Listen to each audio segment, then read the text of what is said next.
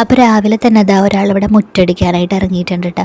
അപ്പോൾ മുറ്റടിക്കലൊക്കെ കഴിഞ്ഞ് ഇങ്ങനെ കുറച്ച് നേരം റെസ്റ്റൊക്കെ ചെയ്ത് ഇനി ഉച്ചക്കത്തേക്കുള്ള ലഞ്ച് പ്രിപ്പറേഷനാണ്.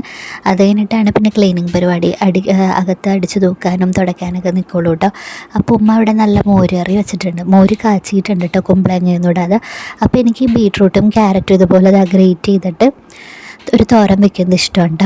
അതിൽ കുറച്ച് തേങ്ങയൊക്കെ ചിരകിയിട്ടിട്ട്, അപ്പോൾ അതിന് ഞാൻ ഫസ്റ്റ് വെളിച്ചെണ്ണയൊക്കെ ഒഴിച്ച് കടുക് പൊട്ടിച്ച് സവാളയൊക്കെ വഴറ്റി ഉപ്പും കുറച്ച് മുളക് പൊടിയൊക്കെ ഇട്ടിട്ട് ആദ്യം നന്നായിട്ട് വഴറ്റിയെടുത്തിട്ട് അതിലേക്ക് നമ്മൾ ഗ്രേറ്റ് ചെയ്തെടുത്തേക്കണ ക്യാരറ്റും ബീട്രൂട്ടും കൂടെ ഇട്ട് കൊടുത്തിട്ടോ.